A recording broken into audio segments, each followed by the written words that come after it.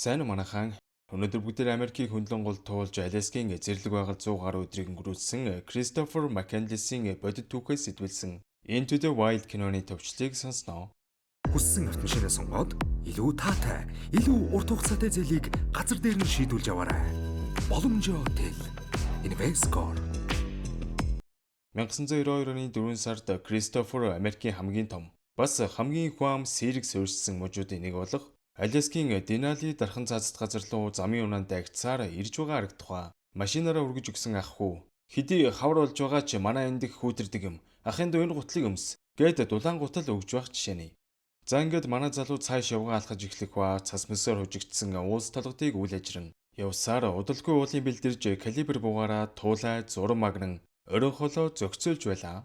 Кристофер гар утас бэлэн мөнгө газрын зураг гээд хэрэгтэй зүйлсээ албаар үлдээж байгалийн сайхныг мэдэрч бүх зүйлээс холдон толгоогоо сэргээхээр ирсэн нь.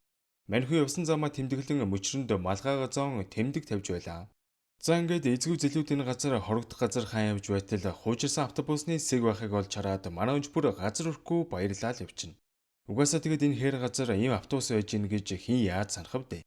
Эр хүний жаргал эзгүй байр тал гэдэг шиг Кристофер маань ёстой л дураараа урьд шашгичж зэрлэг байгалийн сайхныг нүдэрэ харан нулимс туслуулсан зогсож байгаа л харагдана.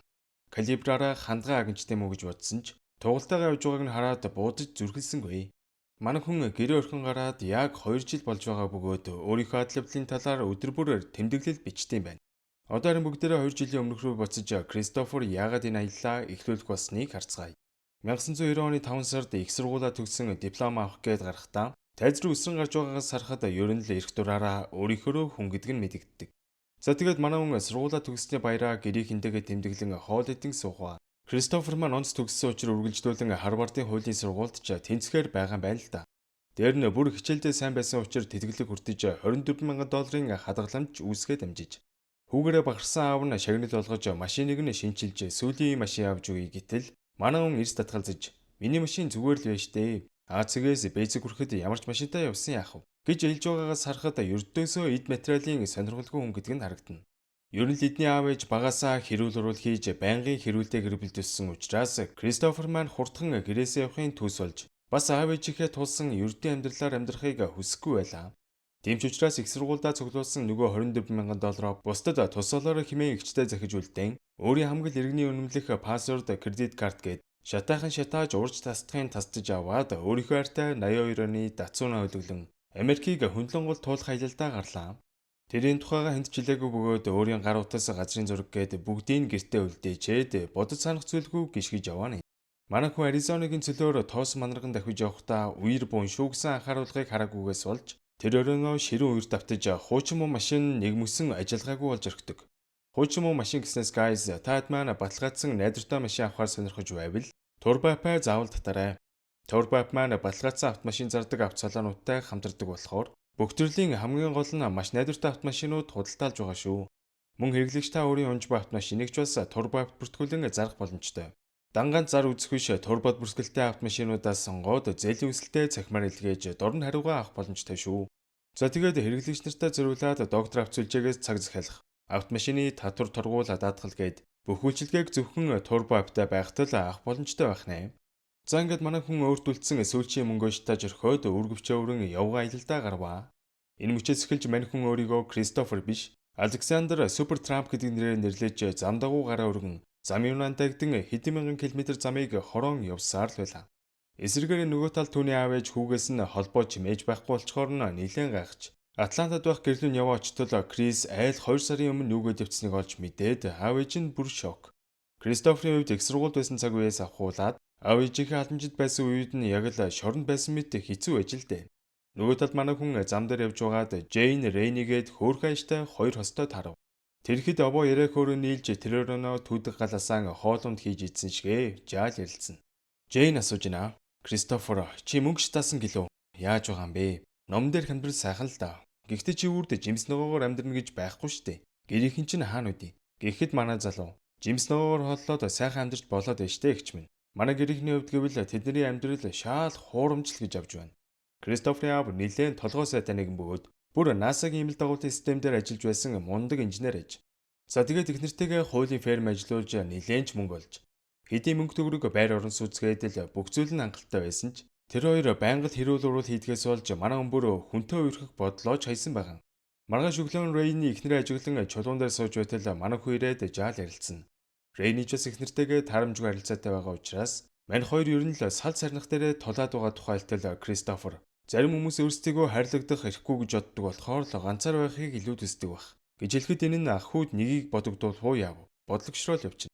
Кристофер Джейн дээр очиж энэ хоёрын харилцааны талаар нээлттэй ярилцаж, ер нь бол энэ хоёрын харилцааг сэргээх гүүр нь болоод байгаа юм да.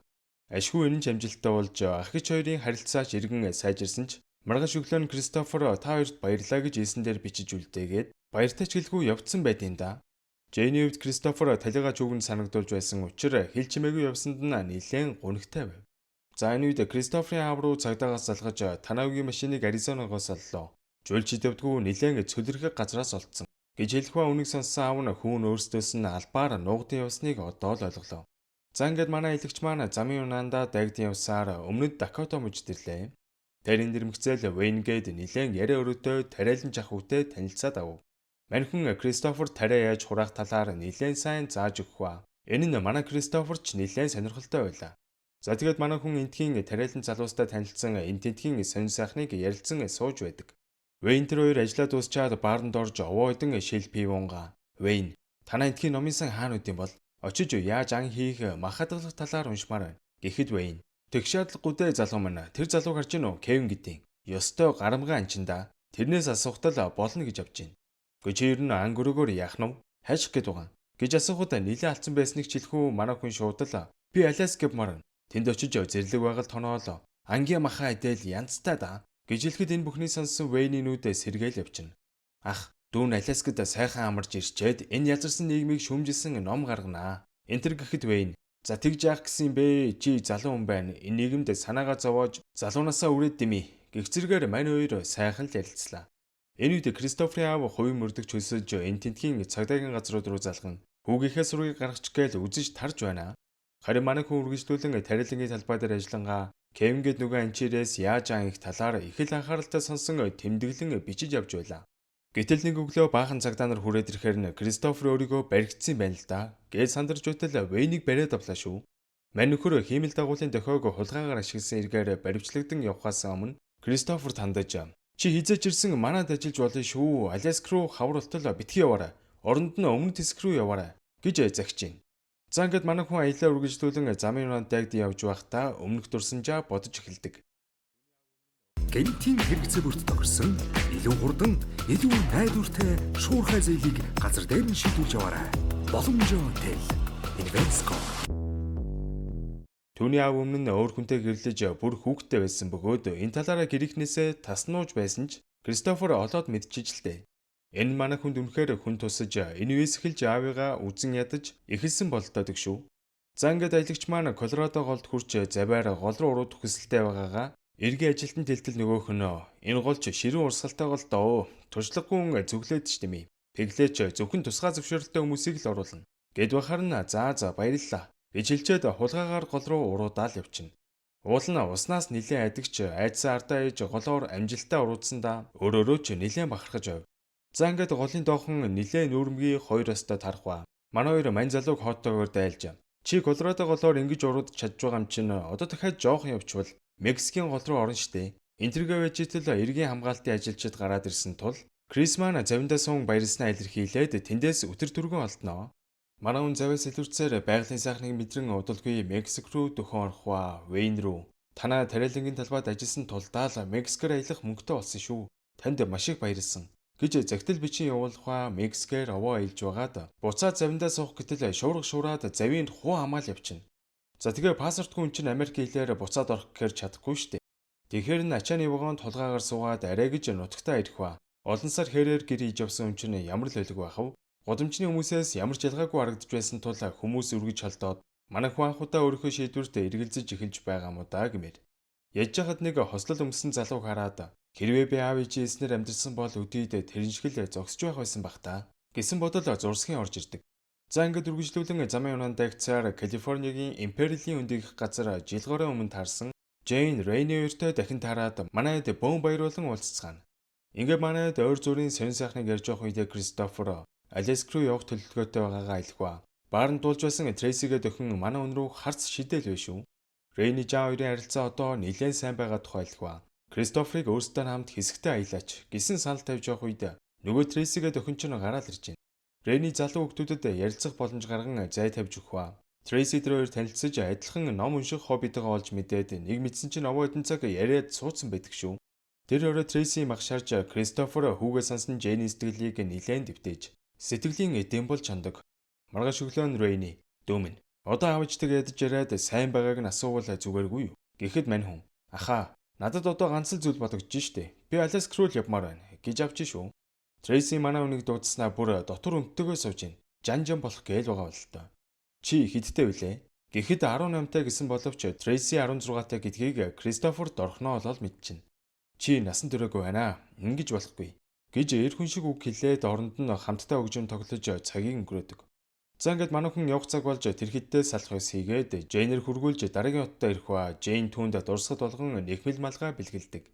Энэ хотод явж байхдаа манай залуу нэлээд сайхан сэтгэлтэй ах хүүтэй таарах ба мань хоёр нилийн явж байгаад ах хүү хэлж байна. Чи ч бол наваа толгой тойл нөхөр байх шиг байх юм. Яагаад ингэж явж байгаа? Ажил төрөл хийж амьдрдаггүй мүү? Гэж асуухад манай залуу ажил аа тэр чинь хосрогдсон зүйл шүү дээ. Би тийм юмд амьдралаа өрмөөргүй байна гэж авч байна. Ах хүү түүний гэртээ дагуулсан ирж орой хоол хийж өгөнгөө амьдралаа ярих бөгөөд залуудаа Америкийн харимд ажиллаж байсан ч удалгүй эхнэр хүүхдээ автын ёслоор алдаж хэсэгтээ архиуж амьдралаа алдсан ч архинаас гарч чадсан талаараа сэтгэлээ онгойлгон ярилцдаг. Ах хүү эхнэр хүүхдээ мартагнахын тулд арьсан идэл хийж цагаа өнгөрөөдөг бөгөөд Кристоферт яаж арьсан идэл дээр сэлбэрхийг зааж өгөхөд манай унш тэгэл дорхноос сурчих юм өө. Сүүлийн хэдэн жил ганцаар байсан ах хүүд хүнтэй ярилцаж инээж өхрөн цагаа өнгөрөөх нь их л тав тухтай сайхан байгаа болтой. Ах хүү ангал гэртээ байдаг тул Кристофер түүнийг ятгасаар угаад уулын орой руу дагуулаад гараад ирнэ. Алсыг ширтэн сууж байхдаа ах хүү Кристофер дөөмөн бид ганц л амьдрын шүү дээ. Насаараа хэн нэгэнд гомдол тээж явхад бидний нас хэтэрхий багдана. Аав ээжигээ уучлж гэмээр сэтгэл доторх чинь хөнгөрөөл явчих шүү. Гэж настай хүний хуваар сайхан зөвлөгөө өгөх үед насаараа шахуу аав ээжигээ үзэн ядсан манай хүний хувьд бараг ухаарлын үг болох шиг л боллоо. Тэр өрөө юм төжигнээд байхаар ах хүү босон артал Кристофер хамаг юм бэлдсэн явах гэж байхыг хараад ах нь хүргээд үгүй гэж хэлээд мань хоёр замдаа гарлаа. Ах хүү түүнийг Алеск руу нэлээд төхүүлж өгөх ба түүний аялалд хэрэг болох гарч идэн хутга шувг гээл баахан зүйл бэлдэж өгөөд Крис би чамайг өргөмөл түүгээ болгох гэвэл чи зөвшөөрөх үү гэж хэлэхэд манай хүн Алескс ирээд энэ талаар ярилцъя гэж хэлэн алсын замдаа гарваа гэж. За ингээд олон сайхан хүмүүстэй таарч олон адал явдал туулсны эцэст манай залуу хөсөн хүлээж байсан Алесктай иржээ. Алескт тавар болж байгаа тул цас ханзарж манай хүн анхийн орчноо судлаад их л дажгүй байх чинь. Харин нөгөө талд хүүгээ алдсан аав ээж хоёрын арга нь барагдахдаа сүмд очин залбирж байгаа харагдах бөгөөд хүүгээ алдснаас хойш энэ хоёр маань бие биетэйгээ илүү их ярилцаж тэдний харилцаа илүү сайжирчээ. Алескийн байгальд амьдарч эхлээд 2 сар өнгөрсний дараа манай хүн олон зүйлийг тунгаан бодож түүний амьдрал таарсан бүх хүмүүсийн гэр бүлээ гэсэн чин сэтгэлийг хараад амьдралын хамгийн сайхан зүйл бол бие биенээ гэсэн сэтгэл дээр оршдог юм байна гэдгийг ойлгож буцахаар шийдэн 20 гаруй километр алхсаар Текланика гол дээр тулж ирсэн боловч 4 сард эвтэйхэн гатлаад ирсэн голын урсгал улам ширүүсцэн байд юм да. Гисэн хэдий ч яаж игээ туулна гэж доод орох гэтэл бараг живжхэнгээ алдснаар амьдарч байсан автобусандаа буцаал ирлээ. Нэг өдөр манай хүн нэг том хандгаараад өмнөд Дакотагийн анчин ах хүүгийн зөвлөж байснаар буудаад автал яг сайхан онлоо шүү. За ингээд ах хүүгийн зөвлөж байснаар махыг нь бэлдэж хадгалах гэж оролдсон ч бүтлгүүтэд чоны хоол болгож өргөх ба чадахгүй ч харин сайхан амтныг асандаа өөрийгөө буруутгах хэвээр. Тэр аваар жижиг амтан хаа явсан ч агнчгаар амтын явдгүй шүү. Тэгэхэр нинэ дургадаг ургамлын талаар бичсэн номыг уншиж судлаад тэр хавийн жимс ногоог түн идэж явахдаа гай таарж хортой жимс идснээс болоод маргааш өглөө нь бие хаан янган жөвдөөд бараг явангаал алдлаа. Хэдий хордож өгөөгүй ч гэсэн хортой ургамлын нөлөөнөөс болж түүний бие маш сүлдэж нилээн сулбаагаал явчихна. Иргчлөөг хайж ирсэн газар нь эргээд аврал ирэх там шиг санагдаж ирсэн бөгөөд энэ бүх хугацаанд таарсан хүмүүстэйгээ эргэн уулзвал ямар байх талаар бодож эхэлдэг. Жейн Рейни хоёрын аз жаргалтай амьдарч байгааг, Вэйн шоронгоос суллагдан гарч ирж байгааг, гол дээр таардаг хоёр хос аз жаргалтайгаар шоудж байгааг, Трейси төгсөлтийн баярын бүжгээ бүжиглж байгааг төсөөлгүй. Эцэст нь насаараа үзэн ядсан аав ээж хоёртойгоо жаргалтай гихчин. Тэвэрлэж байгаагаа бодон нулимс туслуулан хэвтэж байлаа. Биеийн сүлдэж хөдлөг тэхэг болсон Кристофер маань энэ зэлүүд газар хорвог орхон тодорхой болсон учраас Кристофер Маккандлес гэх өөрийн жинхэнэ нэрээр тэмдэглэлдээ бичиж Аз жаргалыг хуваалцах үед л жинхэнэ болдог гэсэн үгийг дурдан амьдралд нь таарсан бүх хүмүүст баярлаж талархснаа илэрхийлж харамсааргүй сайхан цагийг өнгөрөөсөн гэдгээ бичиж үлдээн. Хамгийн сүүлд нь хэрв аав ээжтэйгээ уулзаж чадсан бол тэд маань ямар их баярлах байсан бол доо. Хэмээн бодон бодсоор 24 наснда Аляскийн Денали дархан цаазд газрын гүнд хорвоог орхисон юм. Түүнийг нас барснаас хойш 2-7 хоногийн дараа анчид цогцсыг олсон бөгөөд 1992 оны 9 сард Кристоферын дүү Карин ахыгаа чандрыг нутагт нь аваатсан гэдэг. За тэгээд энэ кино гарсны дараа кинон дээр гарсан автобусан дээр очих гэж баахан хүмүүс Аляскийг зорж зарим замдаа төөрч бодлон хоол ундгүй болж Кристофер шиг хүнд байдалд орсон бөгөөд дархан цаазд газрын ажилчид маш олон хүнийг энэ хавьяас аварсан гэдэг. За тэгээ бүр болоогүй 2010-2019 онуудад 2 хүн энэ автобусыг үзэх гэж явахдаа Текланика гол живж амирссан учраас дархан цаазд газрын захиргаанаас энэ автобусыг нүүлгэх шийдвэр гаргаснаар Америкийн цэргийн нисдэг тэргээр 4 тонн жинтэй энэ автобусыг нүүлгэн шилжүүлсэн юм байлээ. За тэгээ ер нь ийш тийшээ явж аялахдаа аюулгүй байдлаа л хамгийн чухал тавьж байгаарай манайхаа. Аюулгүй баталгаажсан автомашинуудаа тур ба апаас сонгон авцгаагаарай. Дараагийн бичлэгээр иргэн уулзтлаа. Түр bye guys.